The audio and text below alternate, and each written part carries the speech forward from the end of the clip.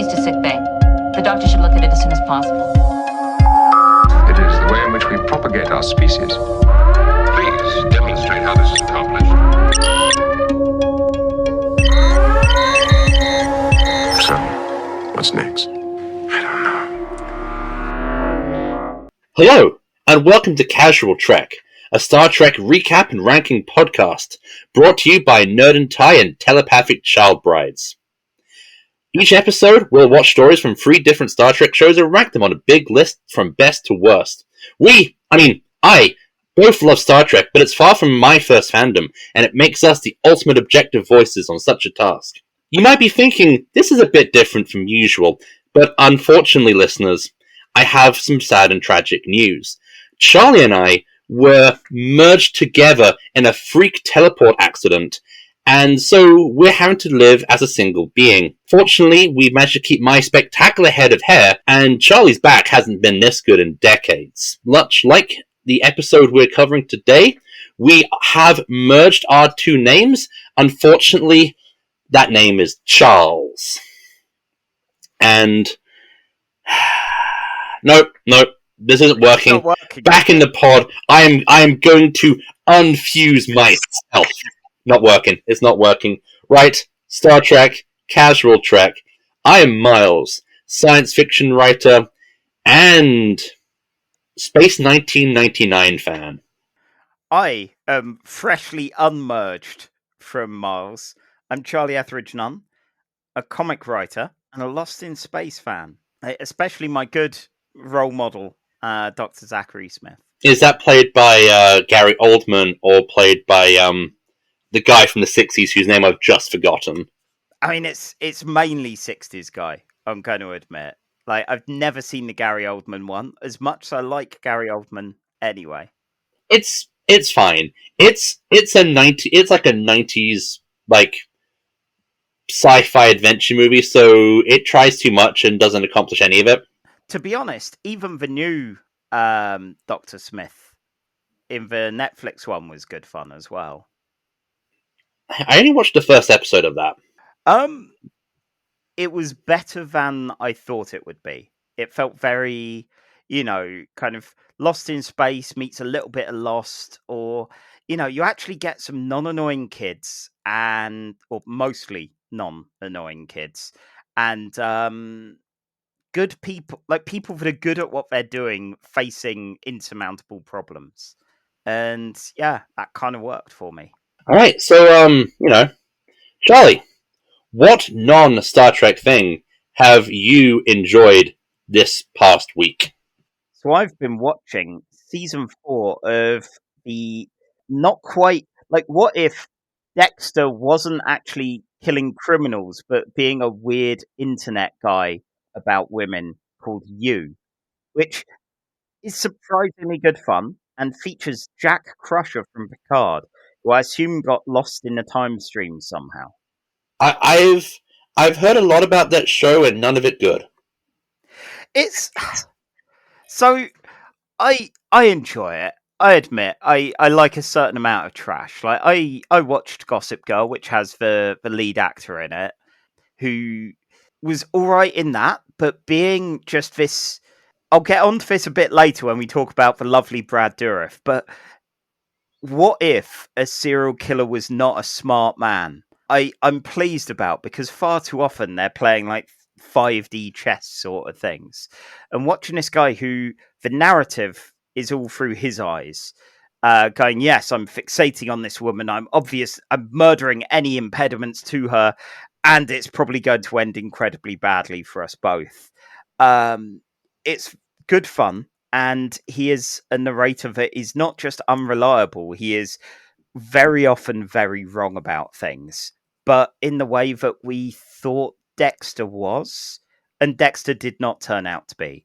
As I remember with the final season of Dexter, realizing, oh shit, the writers have a completely different understanding of him than the audience, who have thought there was a lot more depth to the character.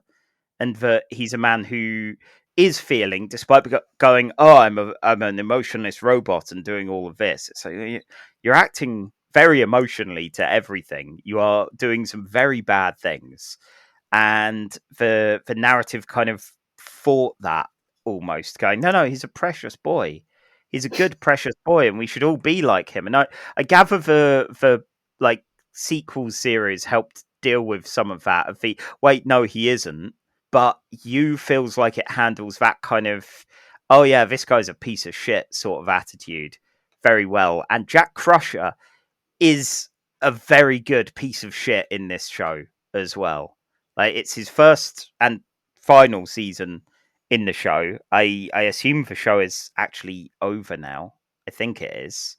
But yeah, it was a good fun time. Lot of murders, and a lot of the people you see murdered kind of you want to, like, they're atrocious human beings. So you get that satisfaction, and at least get to watch it all go awry for Penn Badgley. But anyway, that's what I've been enjoying. Miles, how about you? What non-Star Trek thing have you been enjoying? Well, I recently picked up a game for my PlayStation, Resident Evil VII. I know I'm a few years behind on this, but I'm always, when it comes to video games, my fingers are on the pulse of a dead man. Oh, wow. It's been great. I picked it up. I've been playing Dead Space, the remastered version, recently, and that kind of put me in a survival horror mindset.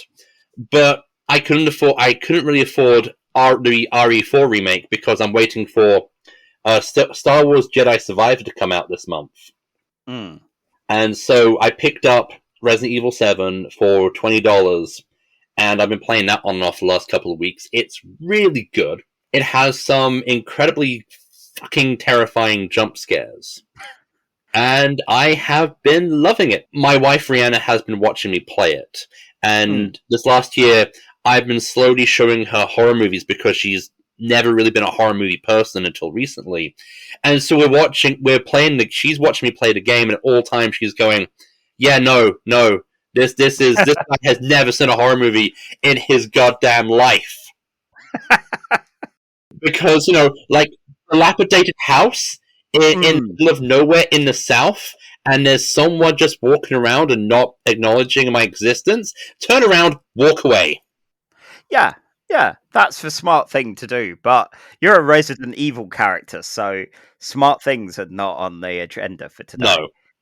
So in our house, we've kind of been the other way round, where Emma's been playing that Resident Evil, and I've been watching. So it's very good fun in the audience mode for that, kind of getting to encounter the horrors but not have to control it, and just watching and go, no, don't go there. It's like, well, where else can you go in this creepy house? Yeah, it's been very good fun to see so far, and I'm glad you're enjoying it. It sounds like you've got about the level of recency with modern video games that we tend to have here. Of if they're a few years old and ideally on sale, then it is welcome in this house. That has pretty much been it. Games are expensive. Who knew? Also, the Dungeons and Dragons movie, Honor Amongst Thieves, which is so much fun. Oh, good. I do recommend you go see it. To the people at home, I have written a review of it on my blog, so go there. Advertising. And Charlie, is there anything you want to advertise right now at the start of the show, or do you want to save it for the end? Right now, before people are fatigued by us talking for probably an hour and a half about Star Trek Voyager, why, yes. Currently, the non-Star Trek thing that I've been enjoying has been running a Kickstarter for a comic. The comic in question is Explosion High. If you like X-Men, if you like Clone High or Venture Brothers or anything along those lines, then this is the comic for you. This is a big, dumb, fun comic full of superhero kids that have been left unattended in a school that is mainly programmed to destroy them. So kind of like normal schools almost. and they're going to try and survive it. They're going to try and have a fun time, especially when they realize they've been left unsupervised and can have a party. We also get to see their first gym lesson, which is about scaling giant monsters, because that's the kind of thing superheroes have to do. It was a ton of fun to write. I love all of the artists involved. We've been on a group chat since the first issue of Explosion High, and the level of collaboration, the level of love for this project, I really want people to see it. I want it to be something that we can make a reality. So anyone who's not already checked it out on Kickstarter, there will be a link in the show notes. Or just go to skyshark.itch.io, where I will have put a post linking to it as well. And check it out. We are getting there funding wise, and it's been such a joy seeing people encountering it and going, oh my god, what is this madness? I need it now. Which Isn't one of the characters quite literally a good-natured sky shark with robot arms? Why, yes, we have a flying shark with robot arms who is the goodest boy. He's very good. Yeah, he's just a nice lad, and he means well. He is still a literal shark, but yeah, he'll try his best to be a superhero. Will it work? Will it work? I did fund issue 1, and I enjoyed the hell out of issue 1, and I did put my money towards issue 2. So, I heartily recommend. If you're gonna read a comic about mass violence in a superhero school, X-Men's not doing that thing anymore, so you should go for this one. Yeah, it's alright. If you miss that, if you miss like the Generation X era or the X-Men in a school, they're off doing their weird Horny Island thing. We got you. We got you here. You got your superhero school stuff right here. We got a chess-themed hero and everything. We got someone whose head is a Transylvanian castle filled with tiny Draculas. Yeah. I don't know where I go from there. No, well, you know where we should go? We should go to the Delta Quadrant. Oh my god. That's so far away. You'd have to be some kind of Voyager to be out that far in space. I see what you did there. Yeah. So, we've not done much Voyager on the show. So, we decided to do something which I feel, as a Star Trek ranking and review podcast, we were either going to save this towards the very end or rip the Band-Aid off.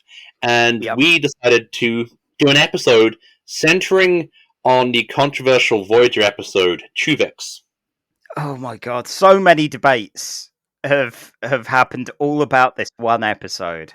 And so when we decided to do this, we thought, okay, we'll do a Neelix episode and a Tuvok episode, and then we'll go on to Tuvix, and we'll see what kind of madness we uncover. Oh my god, yes. Yeah, so, with that in mind, I guess we're starting off, again, ripping that plaster off.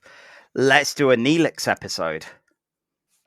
Alright, the episode we're doing first is Jetrel, which is Season 1, Episode 15, aired 15th of May, 1995, teleplay by Jack Klein, Karen Klein, and Kenneth Biller, based on a story by James Thompson and Scott Nemethro, and directed by Kim Friedman.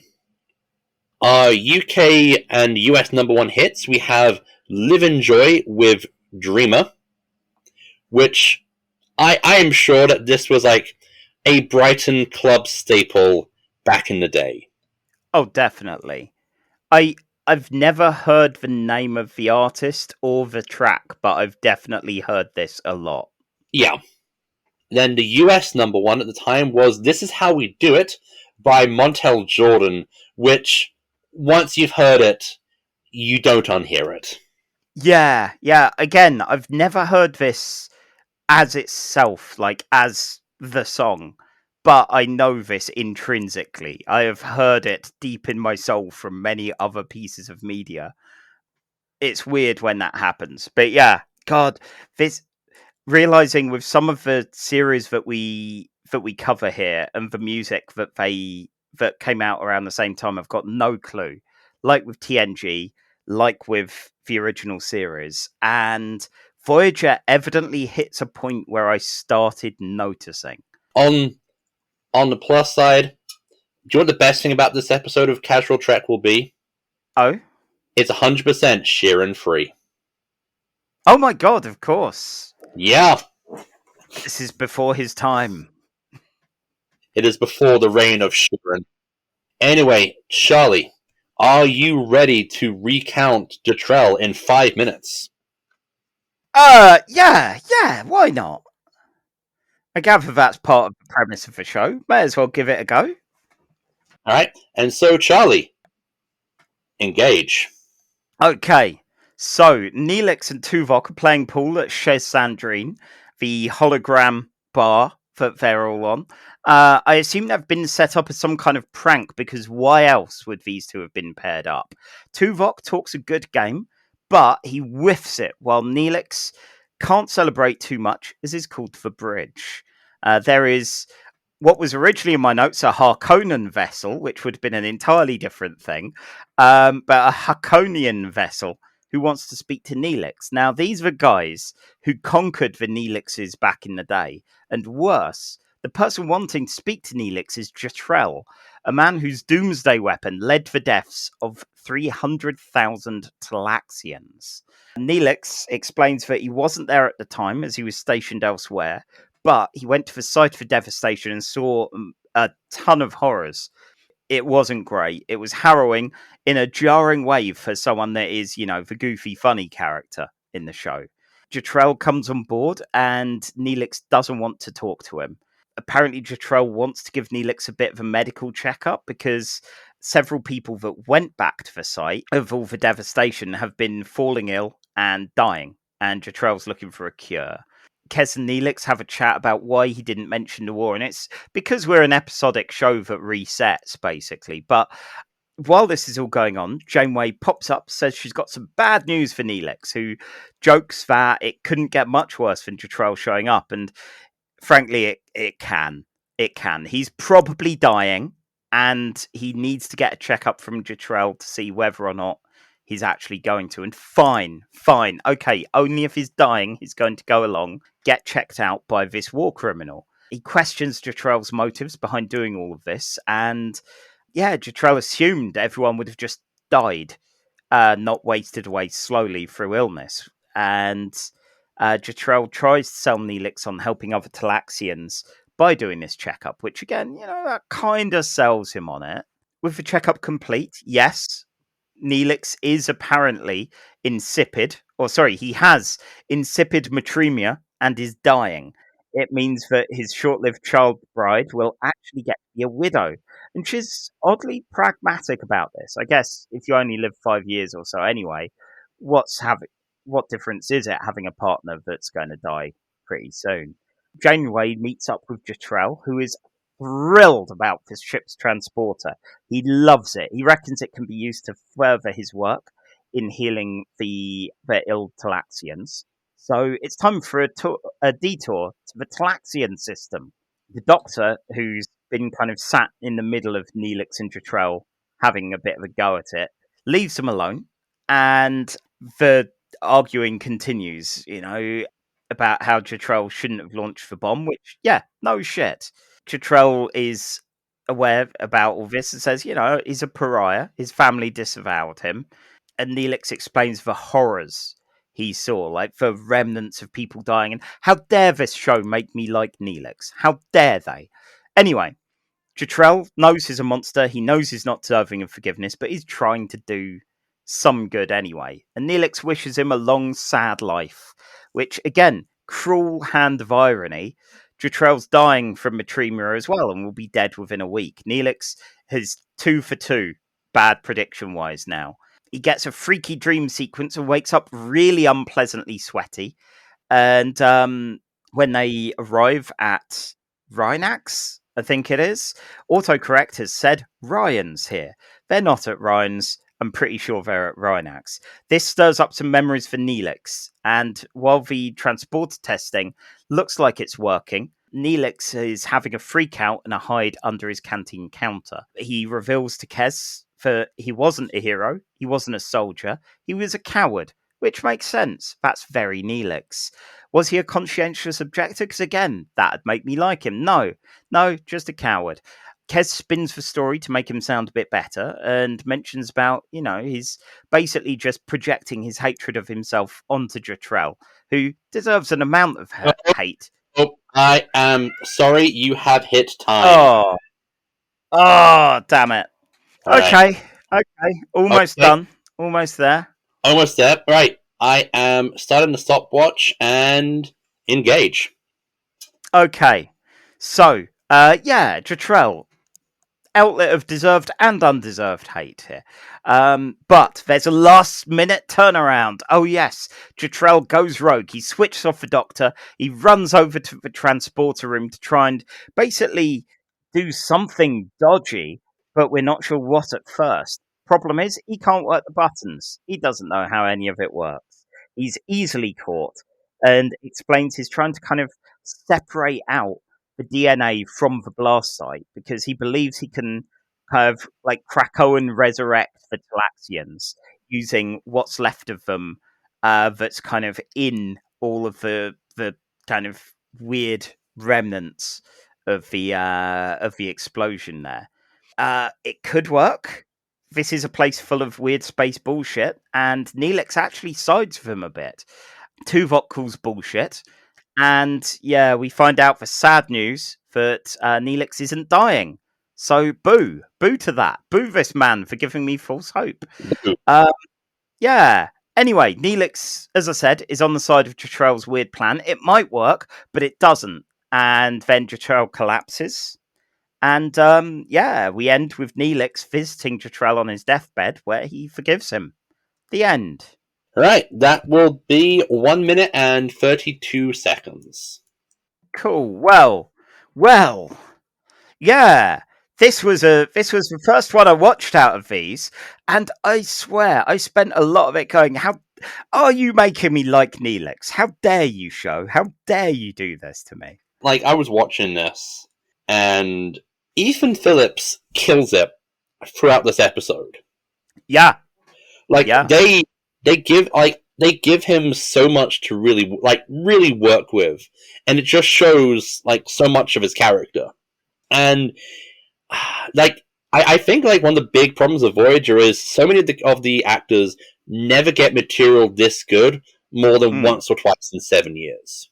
Yeah, it's such a difficult one because there are a lot of the issues, a lot of the great depth you hear now, and from what I've experienced so far, never see again with him.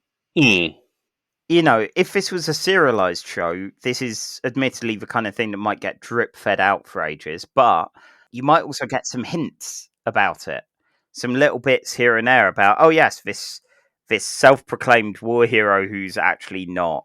Given, do you think this would have worked better with the more kind of cutesy comic relief Neelix we get throughout the show, or the kind of more Del Boy in space that we get for the first episode, where he's very much more of a kind of a rogue? I think Del Boy in space Neelix is the better Neelix to go through this, and it's one of those tricky things, like with Move Along Home, where DS9 doesn't know entirely what it is yet. Voyager doesn't have a handle on all its characters, and apparently it decided this wasn't the direction to go through with Neelix, at least not from what I've seen. Which is a bit of a shame, really. Yeah, because he can really, bring it. Oh God, Ethan did a really good job with his performance all through this. Yeah, although I do have one question: why does he have black lights going on in his quarters?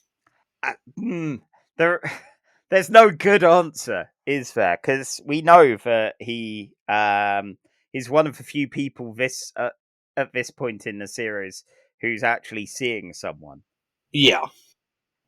I assume, like, he or Kess maybe are into the kind of things where black lights would. Yeah, actually, no, I'm aborting this. I'm aborting No, this. Yeah. no. Although, like, watching Jennifer Lien as Kess, I was like, okay, I get the mindset where she seems very pragmatic about the fact that he's dying, and the two of them have a really nice conversation about that because her life is one filled with that incredible mortality. But I also did feel like undermining it by messaging you saying that, and this is not to put a comparison between Neelix and Captain Britain, but Kess does feel like a really bad version of Meggan from the comic book Excalibur at times, as the kind of quite younger coded girlfriend that isn't really aware of the world that much. And You think that Neelix would be improved with an Alan Davis style mullet? oh my god, I mean, wouldn't everyone? I want to see that, an Alan Davis version of Neelix's hair. I mean, he would make me want to see Neelix because I just want to see everyone drawn by Alan Davis. Right. Okay. Let's see. We need to get our money together and then commission Alan Davies to draw the entire Voyager cast, all with spectacular mullets. Yeah. Um, So, like, this episode, we've danced around it, both in the recap and outside, but this is a Hiroshima thing, right? the I don't think it was like it meant to be an intentional parallel. Well, that's what the writers, I've have said on like stuff that's archived on Memory Alpha. But they've definitely done their research, and they definitely draw on Oppenheimer and Hiroshima very much in the writing of both like the scientist Jetrel and Neelix talking about going back to the moon to see the victims. I thought, oh God, what's the name of the actor who's playing him? I thought James Sloyan did a really good job. Yeah. Like there was a point when I was thinking he's going to be evil towards the end, especially when he's just really fascinated by the transporter technology, which is one of the few notes which they seem to have kept so far, like of that the Delta Quadrant doesn't have transporter technology. And yeah, although he does feel like he's trying to do a Liam Neeson voice. Very kind of deep and gravelly with an almost kind of brogue. Oh my god, I would love if Liam Neeson was Jetrel. Yeah, that'd be fascinating to see. Personally, I think they definitely hit a good level of he knows that he's irredeemable despite trying to do some good with what time he has left. The fascination with the transporters and the breaking loose, kind of breaking rogue thing was interesting because it did have that moment of, oh, he's not going to he's not going to do another war crime, is he? He's not so fascinated with the science fit. It doesn't matter how many people die or anything. But that long shot at redemption was an interesting one, and that they let it fail. Okay, two things. One, I do love that they do give Janeway's science background a play. Yeah. I like. I think I am enjoying Janeway as I'm watching the show. Much older than I was when I first watched it. Do you think it was ever going to work, or do you think that he was just he was just going on a really false hope in an attempt to find some kind of solace and redemption, that even though he keeps saying, I was just doing it for science, how people were going to use what I discovered is not up to me. I was doing what I felt was the right thing, for the right reasons.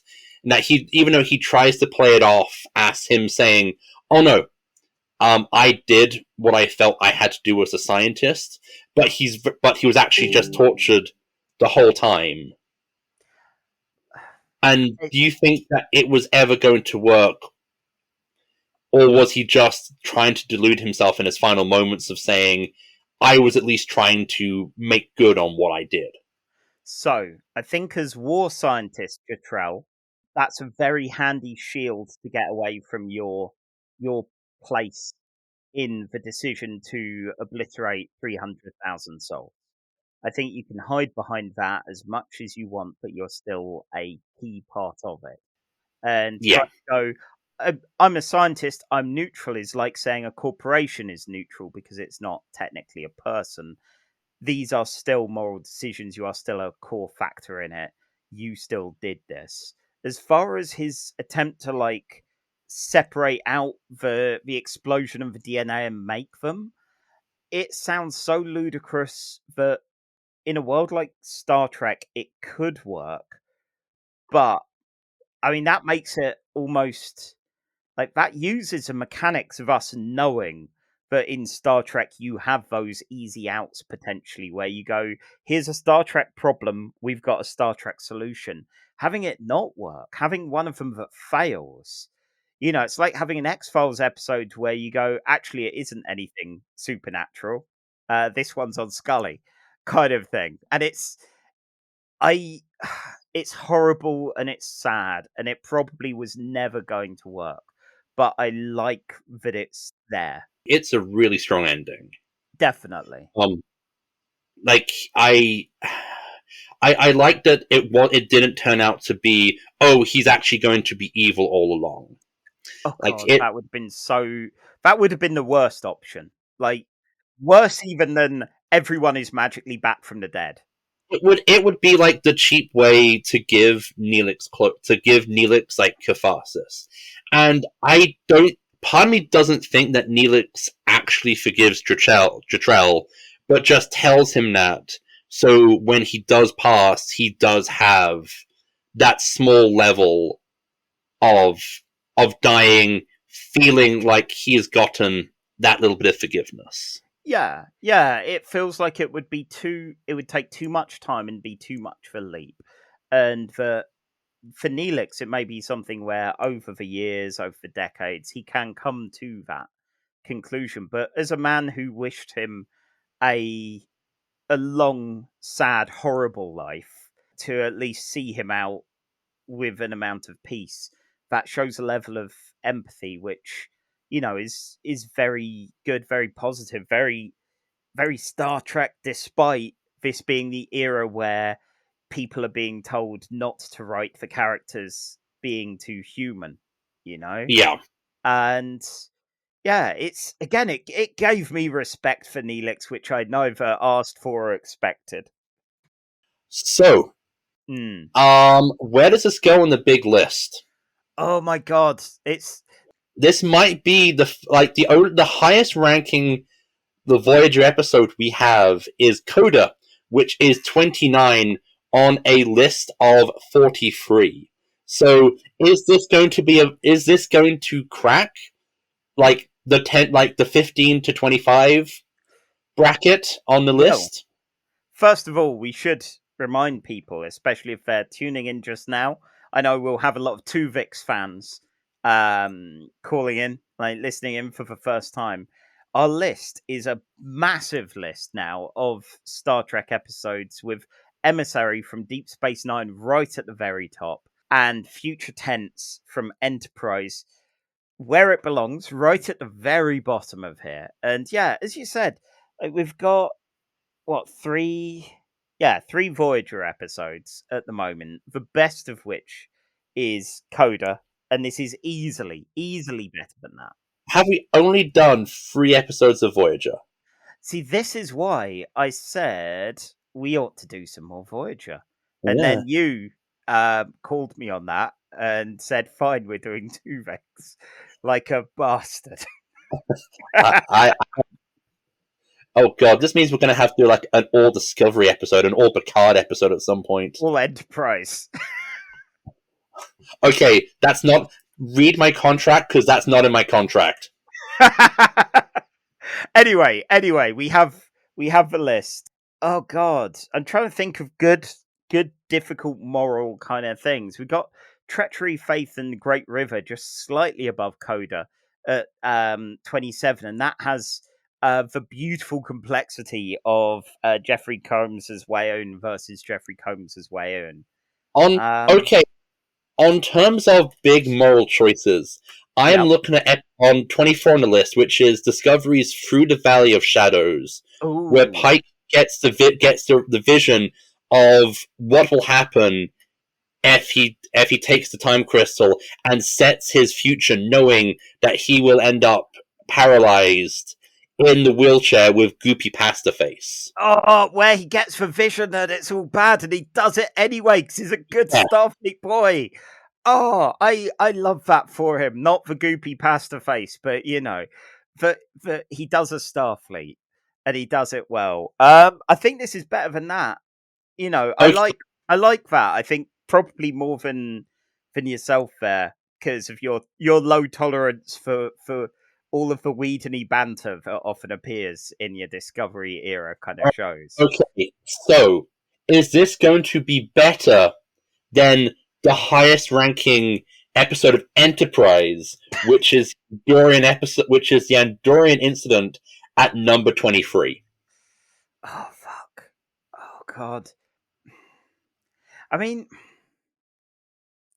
like, if I wanted to watch an episode, just an episode, I'd probably go Andorian Incident. Because, Jetrel is great. I'm going to come away from it feeling bummed out. It's good. It's deep for a Voyager episode, especially. But it is a bummer. A man dies. 300,000 Talaxians we never knew are dead as well. And the brief hope of their resurrection is also crushed here. And we've been forced to like Neelix as a character. Oh, that's unforgivable. Okay, so is this right? I'm looking further up the list and realizing, oh yeah, this morally complex, deep episode, and just looking up a little further and going, giant Spock. Like you can see our tastes here. I like how episode 13 on the list is Odo fucking exploding. I mean, yeah, very little's beating that. Charlie, we might have to admit that we might be, in terms of Star Trek viewers, we might just be basic bitches. Oh god, are we dumb? Like, do we just like it when it's dumb? I think we should have called this casual himbo. Oh dear. Oh dear. Yeah, this is the list a pair of casuals put together. Yeah. Okay, I am probably gonna I think this might be after Through the Valley of Shadows. Yeah. Yeah. As much as I enjoyed watching this episode more than Discovery, the moment of Pike getting the grim vision of his future and taking a tenth of a picosecond to still make the choice is an incredibly powerful moment. Oh my god, yeah. Like, Anson Mount, I don't remember seeing in anything beyond, what is it, ABC's Marvel's The Inhumans. And I didn't care for him in that. He plays Blackagar Balticus. Sorry, Blackagar Boltagon. Let's get it right. Wait, Blackagar Boltagon. Look, the only time I've heard this name is in Saladin Ahmed's amazing Black Bolt series, where he have Crusher Creel making fun of Black Bolt's dumb full name. And rightfully so. Rightfully so. Look, if you want comics which will like make you feel lots of emotions, then Saladin Ahmed's Black Bolt is one of the better ones. Yeah, it'll make you give a shit about a character it's almost like impossible to give a shit about. But yeah, Anson Mount so quickly went from he could have just been the man, the authority figure that everyone bucks against in Discovery Season 2, to fucking hell, I like this guy. He might be one of my favourite captains. Yeah. He's So so good. okay, so I'm Okay. going to say this at 25. Yeah, I'm Yeah. willing to say that.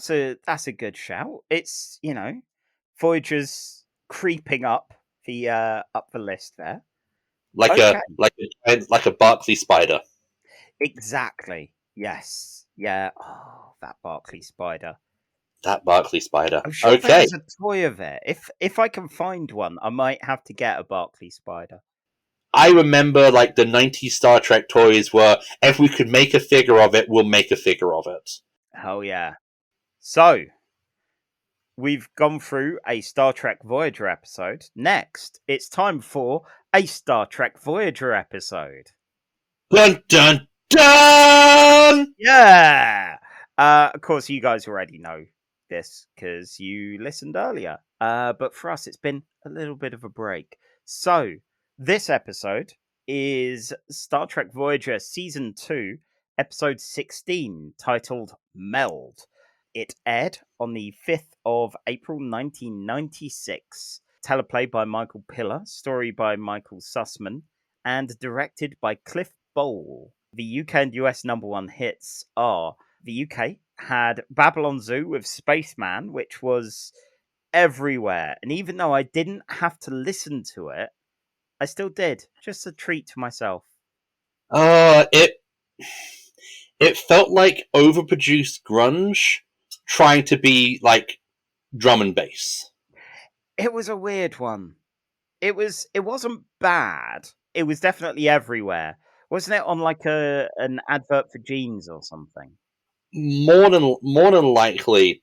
The trouble is, if you say to me Babylon Zoo in the 90s, I'm thinking, why isn't Babylon 5? I just think Babylon 5. Of course. This won't actually be the last time I mention Babylon 5 in this podcast. Oh shit! Wow, what a preview. Okay, I've got the sound timer ready for when that time hits. Because I am forbidden to talk about Blake 7, it seems, on this podcast. Hashtag RIP Blake Boys. The Blake Boys will never ride again. All right, okay. What were the number ones? Anyway, so the US number one was Mariah Carey and Boys II Men with One Sweet Day, which I've definitely heard. It was definitely on when I was working at the comic shop a bunch, but I never really, took it in. I don't know. Mariah Carey was just always there. It's nice to hear a Mariah Carey song which isn't the Christmas song. Yeah. Because I'll be honest, as someone who has worked customer service in Starbucks for the last 9 years, guess what song I hear far too much between the months of October to December? Oh God, my mate Adam and I, when we were teenagers, I went up with him to Manchester to stay with his aunts at one point, and it was a nice visit. We were in the middle of trying to make a bunch of comics happen, despite being, I don't know, like 13 and 12. So it didn't pan out, shockingly. The first appearance of Bloodgun. No, shockingly, no. Bloodgun would come a tad later, but one of the aunts, I think, was in an attic, and we rarely saw her, but we heard two songs again and again, and one was a Mariah Carey song, and one was Mick Hucknall. That was it. Like, on repeat. She must have had two singles and no other music. And it was just this haunting, distant noise. Charlie, I think you may have been in a horror movie. Yeah, there were moments. Called Aunties in the Attic. So yeah, that's my main relationship to Mariah Carey and her oeuvre. Anyway. It was fine. It was fine. Yeah, on that horrible note, I guess I'm recapping a Tuvok episode this time. Okay, timer is set and engage. Meld! Oh god, they're at this bloody bar again. I don't even remember it, and they're there all the damn time in these 3 episodes. Anyway, Harry and Tom are making some wagers and starting a whole racket on some particle density readings. Is this going to be a thing? Only kind of, so we'll cover it here. Basically, Chakotay breaks it up, fearing that anyone might be having fun. The end of the plot. Right, so the main event. Neelix is bothering Tuvok about how Vulcans should be celebrating their holidays and having fun. Tuvok doesn't get the idea, and while I side with Neelix about, maybe have a nice time occasionally, he's still really annoying about this. Over in engineering, we see the wonderful, beautiful, sinister lizard man, Brad Dourif, who always looks damp somehow. I don't know how he does it. He's Lon Suda, an ex-Marquis who's in engineering, and oh dear, there's a dead body stuffed into an EPS conduit. What's up with this? Some kind of accident? No, alas, no. The doctor finds an impact wound to the back of the head and declares that crewman Darwin was murdered. I guess he didn't evolve his way out of that one. CSI Voyager, sunglasses on. Yeah! Anyway, Janeway is talking all of this over with her friends, and as Brad Dourif was the only one nearby, Chakotay and B'Elanna both bring up that he was a Marquis with them, but he didn't have any beef with the Federation. He just liked hurting people. And while he technically didn't do anything illegal or bad, there was always a creepy energy to him. And yeah, that's what you get when you hire Brad Dourif. So good work. Tuvok interrogates Lon Suda, which is Brad Dourif's name in it, so I don't just keep calling him Brad Dourif. He says he didn't kill Darwin. You're just judging me because I'm Marquis. Suda has no direct connection to Darwin, no real reason to do anything bad. But when the Doctor uses some experimental techniques to fish out some DNA from the wound, it is definitely Lon Suda. Tuvok confronts him, and yeah, sure enough, he admits it. He says, yeah, this was how I did the murder. This is where I hid the weapon. And Tuvok's kind of perplexed by this, especially because Suda's reason is so illogical. It's just didn't like how he looked at me. And, apparently in the past he's killed others for this reason, and he'd imagined doing this to lots of people, including Tuvok. And none of this registers with Tuvok at all. Like, Suda's complete lack of regret, remorse, anything like that. And he believes there has to be some kind of underlying reason behind it all. And there's only one way to find out what's going on under the hood of Brad Dourif. It's a mind meld, which is a really bad idea. Suda completely goes, yeah, this is a great idea. A mind meld is like an act of violence. Let's do it. So yeah, they do. And Tuvok decides to keep working, even after mind melding a murderer, because, yeah, he doesn't like to use his leave days up, I guess. He's confident his Vulcan training can deal with being a serial killer for a little bit, just box it in. Because, yeah, obviously there's not been any Vulcan serial killers or murderers ever. Does feel a little naive from him from there. We cut to Canteen, where Neelix is being annoying, as is tradition, and Tuvok just fucking chokes him to death. I was shocked. I thought, oh, you're choking him out? No, death. It is, sadly, a holodeck simulation. And the bastard... 1 minute left. Okay, and yeah, the bastards teased me with a Neelix murder there. Oh well. Suda himself has calmed down a bit by being in a Vulcan mind. And Tuvok shuts himself in his quarters. He locks it, throws away the virtual key, and tells the computer to let Janeway know what he's done. When she enters his room, he's trashed the place like some kind of rock star, and is all weird and sweaty, talking about all the ways that you can murder people. He's way too into that now. Tuvok enters the med bay, and... sorry, what? No. Tuvok gets sent to med bay, and the Doctor removes some of his repression for a bit. You may as well see what's happened here, and see if they can help deal with all of it. But this just makes Tuvok worse. He is very excited about his new state. Time. Oh, no. I'm going to murder someone and stick them in like some bit of engineering now. Okay, well, Or before not. you do that, I'm just going to get the stopwatch to see how long it takes you to snap and murder someone. Okay, I realise I'm Engage. playing with a knife here, but it's a blunt one, so it's fine. Anyway, yes, murders.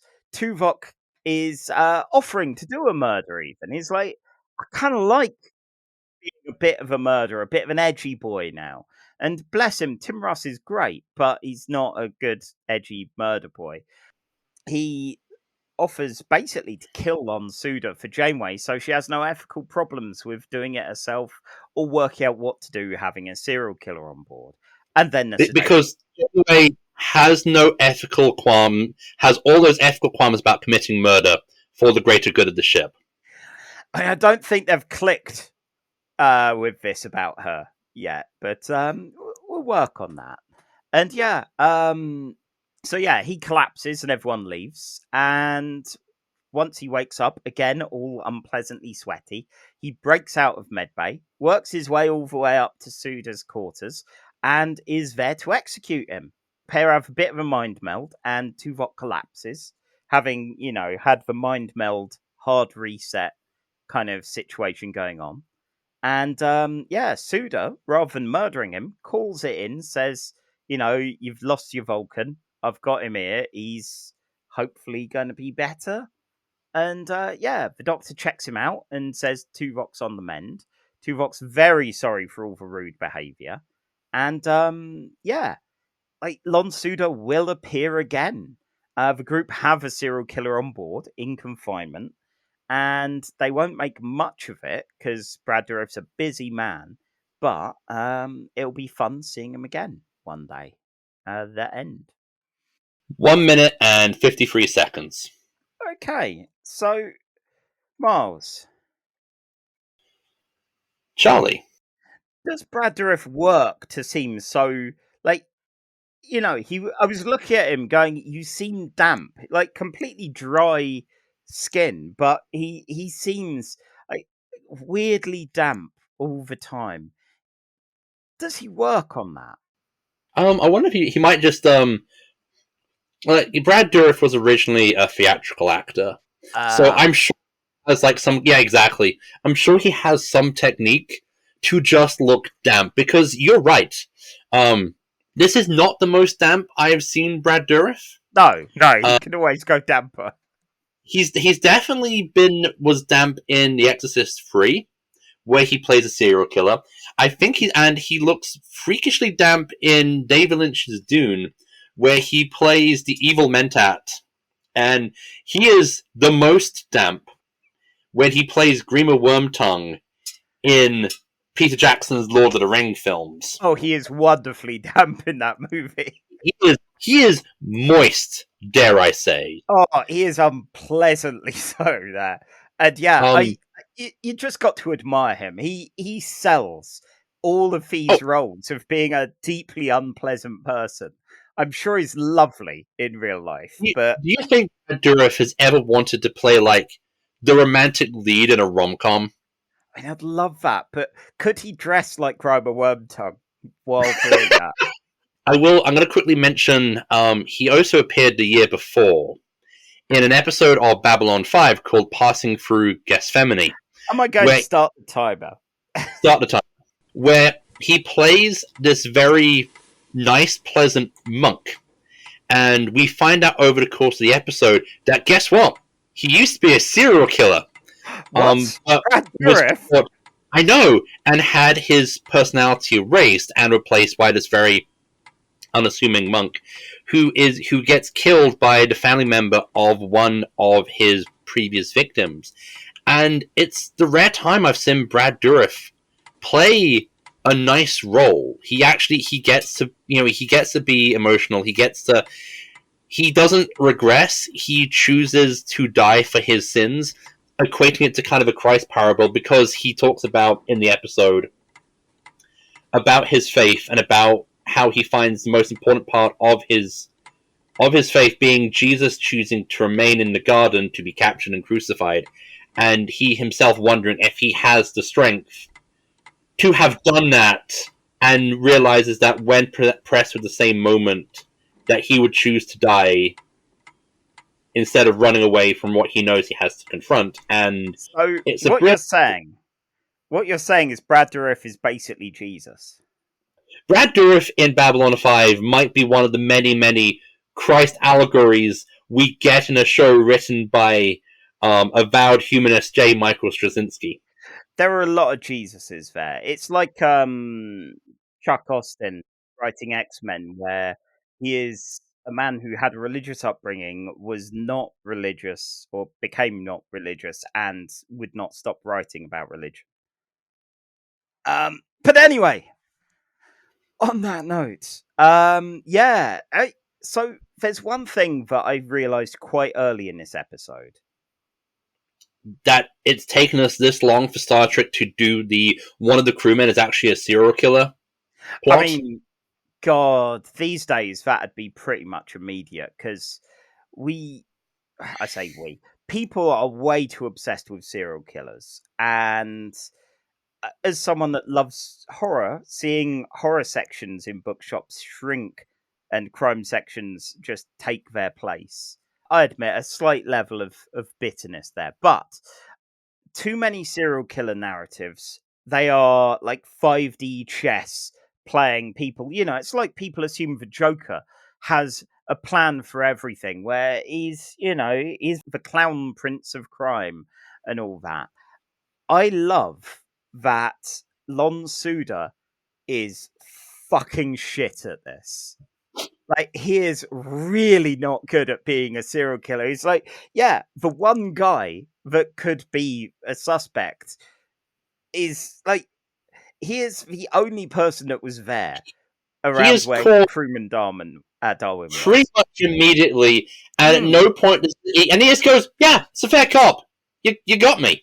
Like, yeah. His token effort does not last long. He's kind of, oh, you tricked me because I'm Marquis. So, no, mate, no. And then, look, we have this evidence. Like, yes, I killed him. I did all this. Like, if I was a serial killer, I'd be that incompetent, frankly. It's like a Phoenix. It's like a Phoenix Wright game, where he just like chooses the two dialogue options, which gets you like him going, yeah, you got me. I killed him. Yeah. Tuvok went there, clicked one option, didn't work. Went there, clicked the other option. It's like, oh fuck, yeah. And for murder weapons here, you can find that. Yeah. I loved it. Like, have you watched the TV series Hannibal? Yes, we love Hannibal in this house. I would love it as Will Graham just walks on, just points at Brad Dourif and goes, "Fucking serial killer, right there, no effort," walks out. Yeah, God. I need to finish Hannibal because I've not watched season 3, but enough time has passed that I think I might just go back and rewatch from the start. Thing is, it's not a long show, and I was in the exact same boat. I got halfway through season 2, but I was acquiring through means, and then moved house and stopped acquiring media through said means. And Emma is a big fan of Hannibal, so when she started rewatching it, I jumped on at the point where I'd stopped and saw all of season 2. Season 3, weirdly, feels tonally a lot of the time like Naoki Urasawa's Monster. Oh, I love Monster. Fucking love Monster. Really. Monster, and have you read 20th Century Boys? Yes. Also a really good manga series. Yeah. But yet, what was your surprise about this episode? Because we've kind of just gone from your original question. Sorry, yeah. No, it was the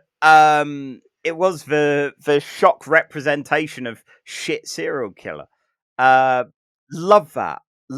He is not a smart man, and nor should he be necessarily.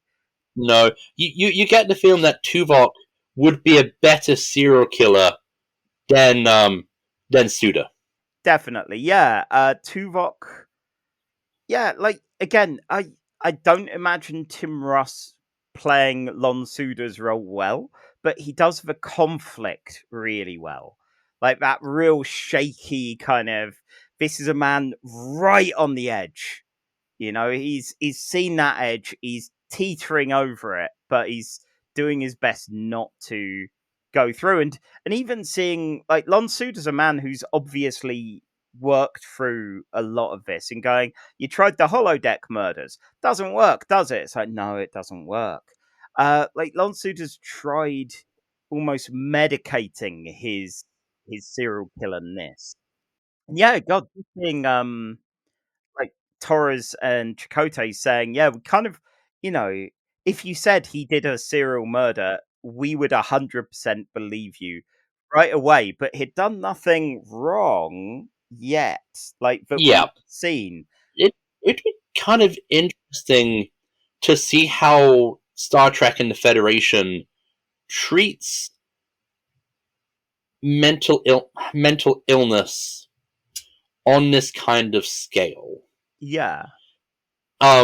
Because, you know, I guess this is one of those things that, you know, they just kind of hand wave it by going, there are no serial killers in Utopia. It's like there are going to be people who slip through the system, who are functionally not well, and it expresses itself to this point. We've seen this recently, actually, in season 3 of Picard. I'm not going to spoil any big elements, but one of the new characters is someone with a high level of authority who has a massive amount of PTSD that they've just buried so deep, but is obviously a heavy part of their personality. How they interact with people, how they interact specifically with Picard, and some levels of damage, some issues can't be hidden. Like will get through because Starfleet would not hire a serial killer. Marquis, on the other hand, you're not going to have had that rigorous testing or understanding, or this isn't something that would switch on partway through. Of like, oh yeah, and then you have the Federation, where you have a functional utopia. It's like, does mental health exist? In like, do you still have depression in the Federation? Do you still have sociopathy? Do you still have those varying degrees of brain chemistry, which creates that creates these people? Well, it really depends on whether or not people being sociopaths is a nature or nurture environment. Well, and you get things like Troy in TNG as a ship's counselor. People regularly see, therapists and talk all this shit out rather than letting it kind of boil up. And is it the kind of thing of going, actually, this person's bipolar disorder is going to get resolved easily by actual, by medication being, unlike some places on this planet, freely available and accessible? Not going to be the kind of impediment that it could be. But then you also get people like Barclay, who are clearly both obsessive compulsives and a high functioning neurotic. Yeah, and it's not enough of an impediment to his work, and even though it makes him a bit weird around people, again, he has friends. He's the only person other than Data that the cat likes, So yeah, it's interesting seeing that attitude on how they deal with mental health, and I'd be really curious to see if some of the modern Treks might explore that field a bit more as well. You get people like Tilly, who is like eccentric, definitely, and possibly has some kind of anxiety things going on and all of that, which you kind of feel okay, like she gets. But that's also like the early TOS era of Star Trek, where it's less, it's not the perfect utopia we get sold on from like from TNG onwards. Yeah, everybody's perfect. There are no conflicts in the Federation. people don't have, we found all the negative thought process buttons and flicked them to off. I feel, in a way, Gene Roddenberry was a slight impediment to some discussions of the human condition in that respect, by going, no, we solved it all. And then you get Berman and Braga, who are a little more on that side of things as well, of going, no, we can't have it being that human, almost. But yes, anyway, this is all cool, and hopefully we'll see some more of these types of things in the future. So I guess this leaves us to answer the question: where does Meld go on our big list? Higher or lower? What, than Jetrel? Yeah. I've also noticed that we tend to end up having, when we talk about these episodes, we tend to compare them to the other episodes we're talking about. Yeah. Like this. So Brad Dourif is an amazing guest star in this. I don't know if it's just the star power of Lon Suda being played by him that makes him feel more interesting to me than Jetrel, who I admit I've already forgotten the name of the actor of, which is very disrespectful to him, but hey, there we are. I think Jetrel has a good, serious story and a good, serious heart to it.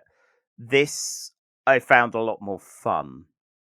And for me, I don't know, I'm just trying to have a look to see what similar sorts of issues. Like, would this be of a level of the time loop discovery episode, Magic to Make the Sanest Man Go Mad, where you've got Dwight from The Office doing a kind of battle through time loops with Stamets?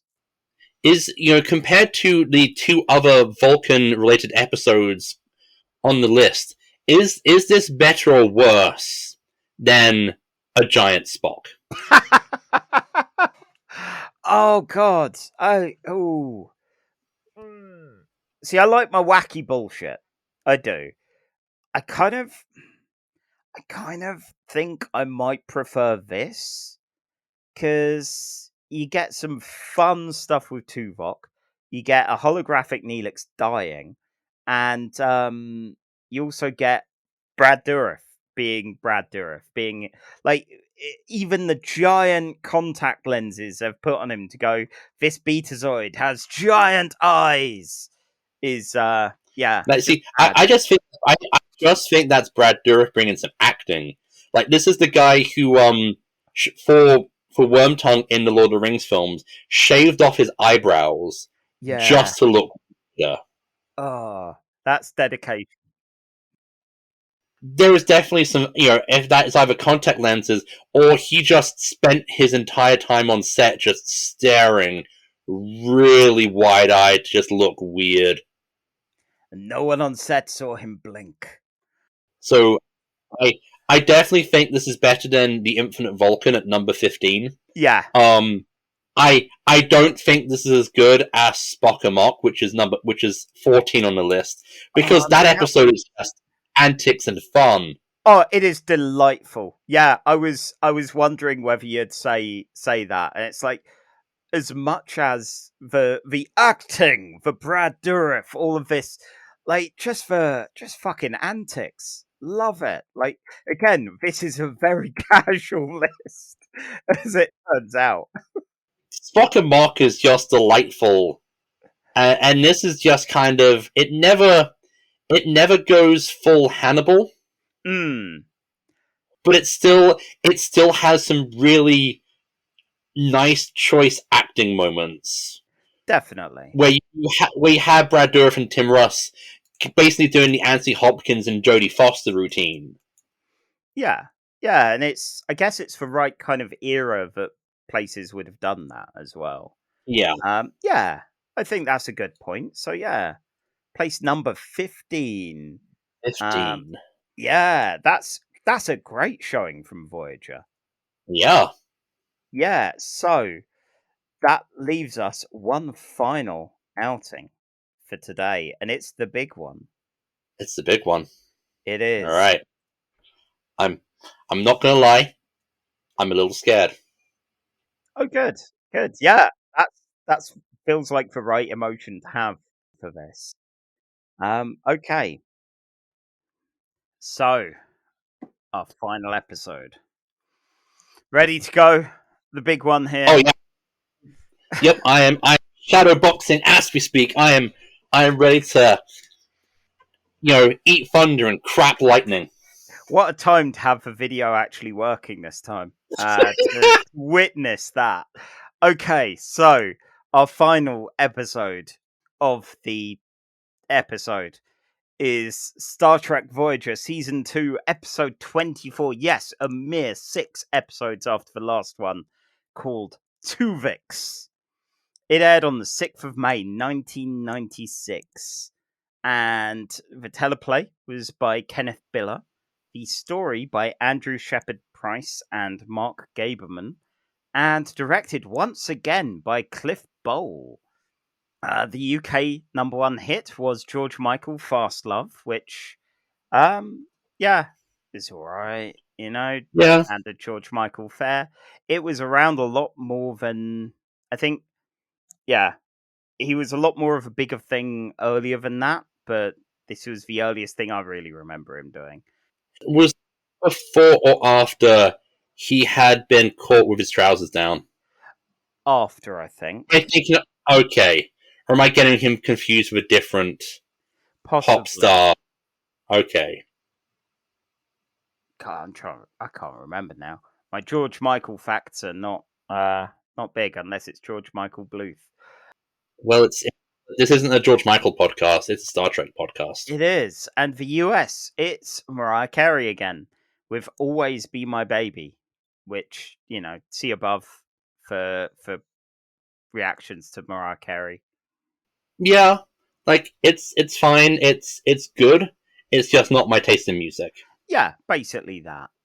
So, Miles, I've recapped a Neelix, I've recapped a Tuvok.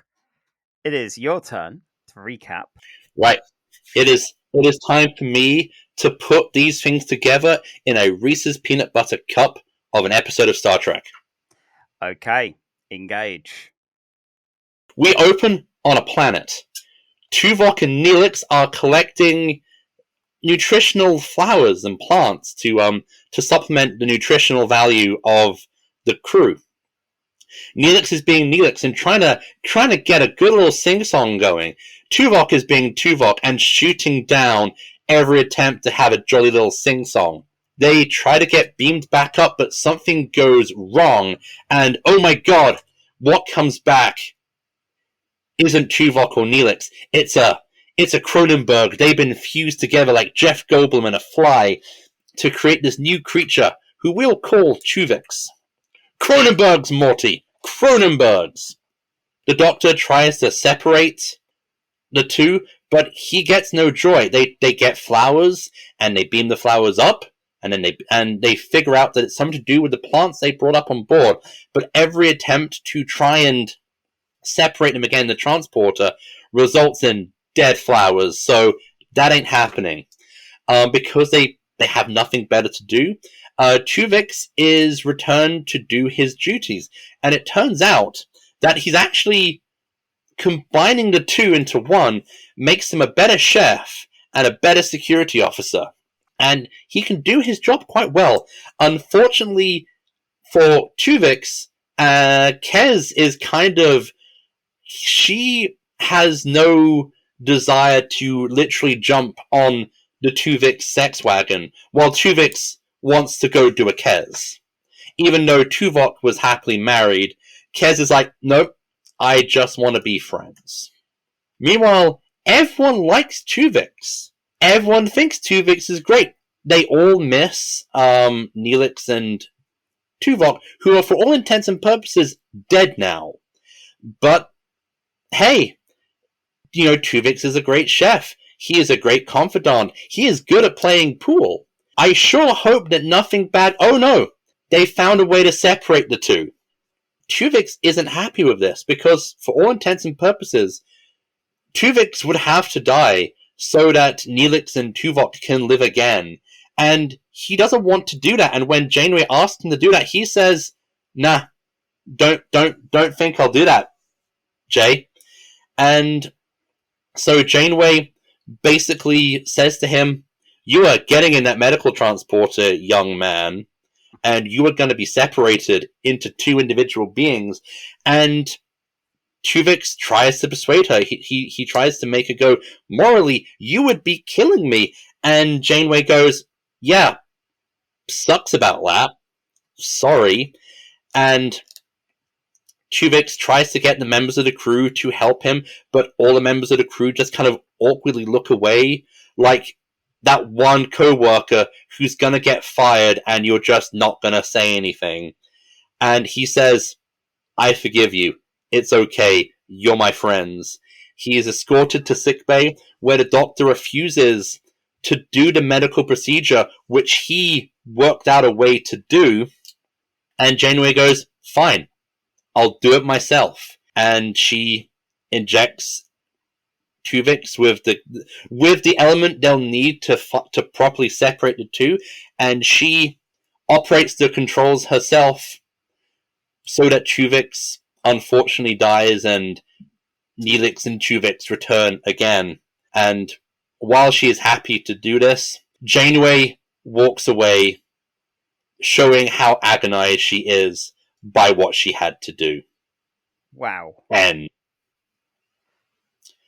alright, how much do I have left on the timer? With 45 seconds to spare, one of the more complex, difficult situations, like morally, ethically, all of that. And yeah, well done there. Yeah, fuck. Like, that's it's a difficult thing for Janeway. Like, it's so, Miles. Yes. First of all, my main notes on this episode were that Tuvix is a creepy little boy. Tuvix is creepy when it comes to Kez, but I think for the most part they chose the right actor. Apparently he was one of the possibilities for Cisco. Okay. I'm sure I recognize him, but I don't know. I found him an unpleasant little swat. Tom Wright is the actor's name. But yeah, originally this was going to be a comedy episode. Huh? This was not a comedy. Apparently, this was going to be a slap. The original plan was to make this a slapstick, kind of a more slapsticky comedy episode. Oh Jesus! And it would have ended by Tuvix recognizing that the needs of the many outweigh the needs of the few, and consented. So literally trolley probleming it. They would have trolley problemed it. See, Tuvix, I felt like I get his plight, but aside from having a cool floral pattern on his uniform when he was first beamed there, and that was obviously the flowers part of it all, he was mostly a bit unpleasant, and it felt like it needed a fast forward montage to go, it's a few weeks in and we all like Tuvix now. Honestly, let's not show the gradual learning. Let's, quickly montage through to them deciding he's a person in our eyes. I think this episode needed to be a two-parter. Like, Yeah. I think, honestly, I think this episode is usually stated as one of Voyager's worst episodes. It's definitely not. I disagree. I think the big problem with the story and with the episode is that the moment the story... It's the big problem with Star Trek in this era. The moment the situation is put forward, that in 45 minutes, the situation is going to be reversed. It's just how do we get to this point, because they're not going to essentially fire two of their actors and replace it with one guy for the rest of the show, unless you're Sliders season 5. Yeah. Your main lead and your main lead's brother have quit, and so we're just going to have them merge in the vortex to be one guy for the opening of your season. Yeah, that wasn't great. No. And so I think that's the problem, because the writer goes in knowing how this is ending, because they're writing a 45-minute episode of television, which has to end with all the toys back in the box. Well, so, and sometimes that challenge is fine. You know, sometimes you go, "Oh, how will they hit equilibrium and you know, resolve it all?" But yeah, in times like this, it would have been interesting as a two-parter, especially that, oh, it's a few weeks later, we all love Tuvix now, kind of thing. Have that between episodes. That, like, I think if you'd ended the hypothetical part 1 with them being given the realization they have a way to reverse it. Yeah. But the cost is essentially Tuvix's life and Tuvix refusing to consent. And then you have the second episode being them going forward, and more importantly, them exploring the repercussions. Yeah. I mean, this is where these kind of situations are definitely interesting. You look at things like X-Men recently. I'm going to quickly turn the timer on myself. With Krakoan Resurrection, the current era of X-Men, you have people able to come back from the dead. One of the issues being clones. What if you have a clone who has lived an entire separate life and are their own person? Madelyne Pryor is her own woman. Like, a lot of her drama is the I'm a real person of it all, which, Jean Grey is also a real person, and not resurrecting both of them is a problem and a moral quandary, and it's fascinating. This feels like it could have those kind of implications. The only problem being there isn't a good solution. And in this way, I guess this is one of those times that Janeway shines. You know, And what I loved about this episode is that they don't make it easy. No. Like with the original treatment, they were going to have Tuvix do a Spock and sacrifice himself for the greater good. But here, the show really goes forward with being uncomfortable. Yeah. Like the scene where Tuvix is essentially pleading for his life on the bridge, and everyone just kind of looks away shamefully because they know how this has to go, and they're powerless to do anything. It's really strong storytelling.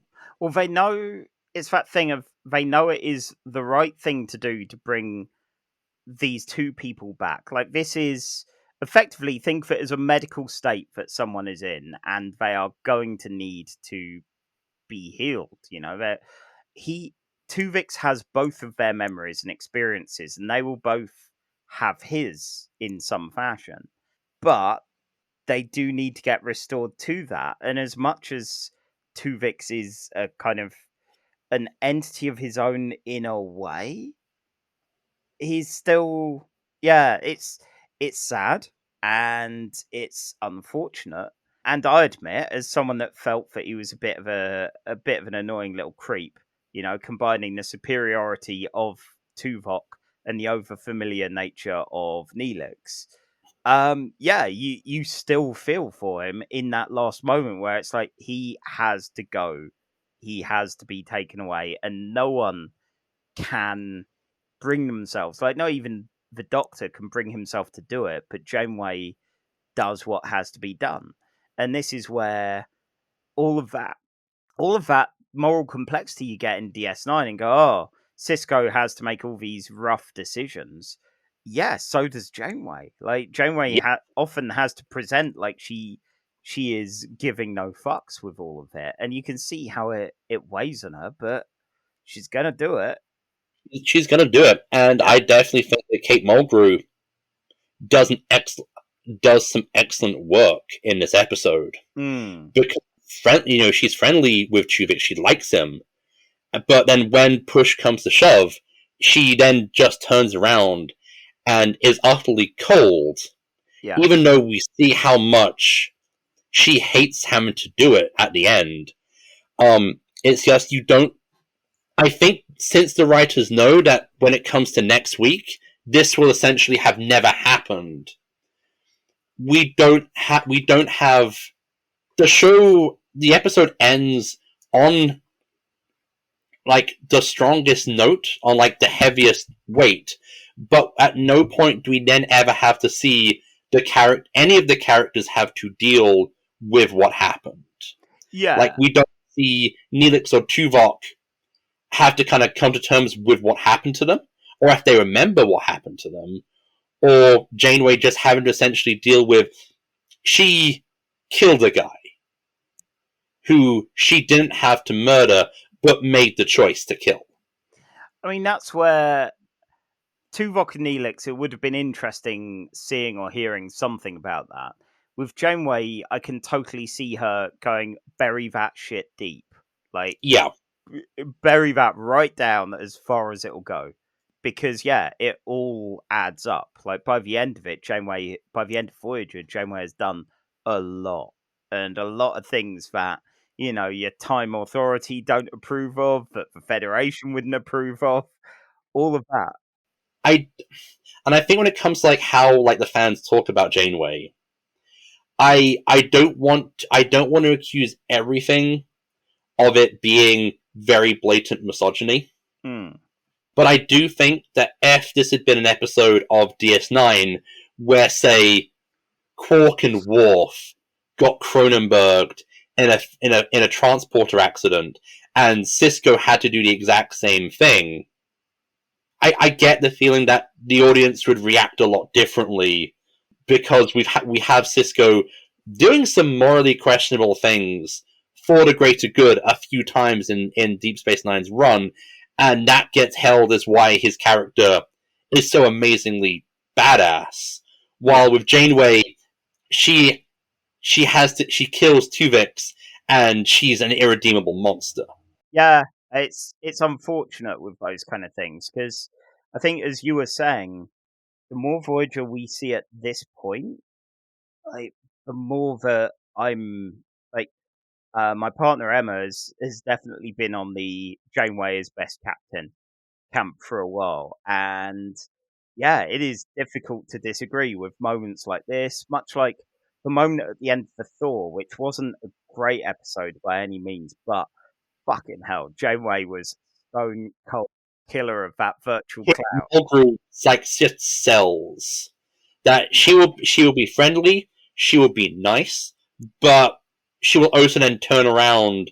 She is very much a case of beware the nice ones. Yeah, because she will turn around and end you without hesitation. Yeah. So this is a difficult one to put on the list. Again, it's that thing of, our premise. We got, Jetrel was a very good, serious episode, but it's never going to be Odo exploding. With this, like, my opening gambit is, do you reckon this is better or worse than Datalore? Because you've got similar sorts of, like, moral issues with this brother, and, some good acting chops going on. I think it's much better than Datalore. Okay. If you asked me, like, this episode, I'm going to be daring. I think this episode, on its own, should be in the 11 to 15 range, because for all its problems, I think it's a strong episode, and I do applaud it for choosing to be uncomfortable. I think, but it does suffer from the writers know that by minute 46 of this 45-minute episode, the characters aren't going to care anymore. But I do think, based on its very strong ending, I do think it deserves to be higher up on our big list. It feels shocking to say, possibly controversial given the reputation Tuvix has, but yeah, I think you're probably right.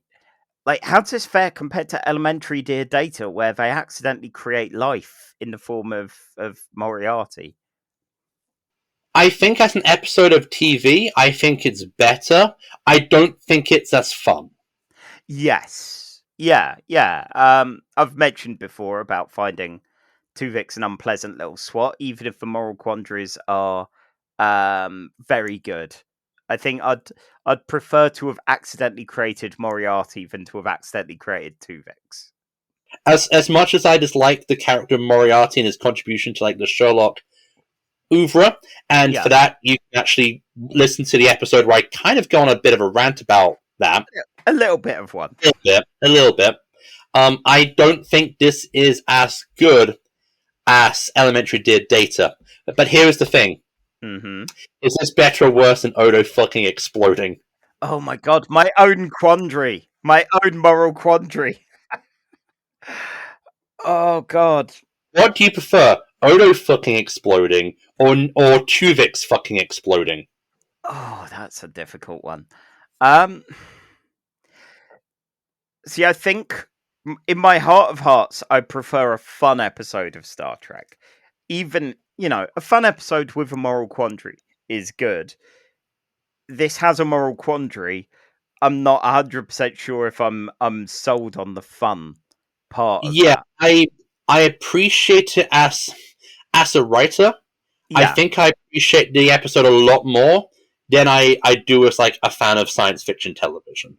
Yeah. I definitely appreciate it more than I thought I would going in. We joked about this one, about this being a bad one overall. And I'll be honest and be completely basic, because this is basically, I think this is our creed now. As you said, would you rather watch Tuvix or watch Nana Visitor strut around in tight-fitting latex? I mean, yeah. No fight there. argument. I will watch that and Odo fucking exploding again and again. There you go. It's got everything. Yeah. Thankfully, don't put Tuvix in skin tight latex, because that would definitely get it to the bottom of the list, honestly. Yeah.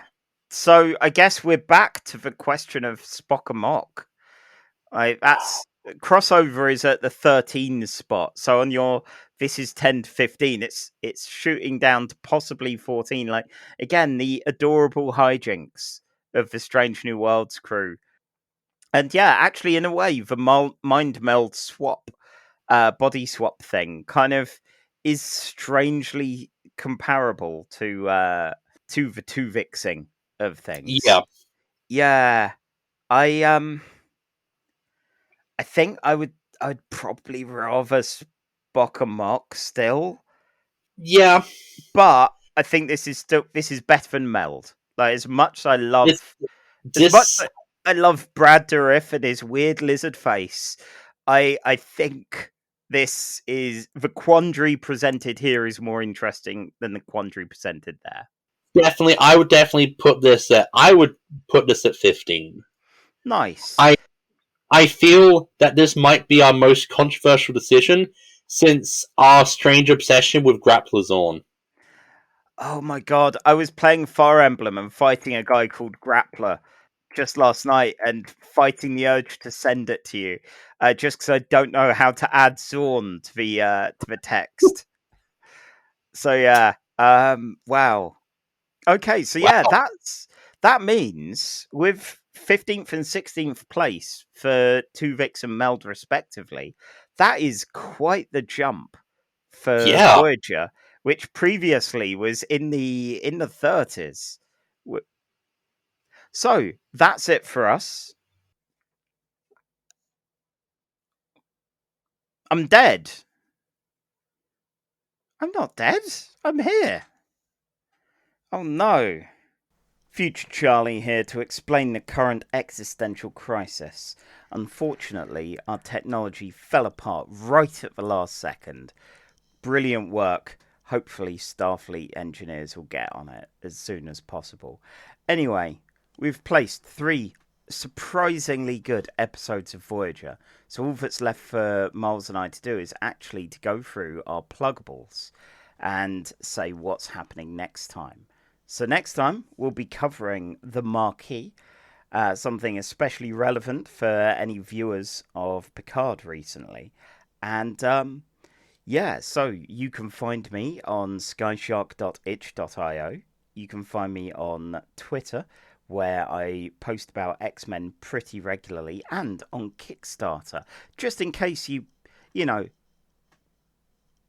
fell asleep during my plugging of it originally.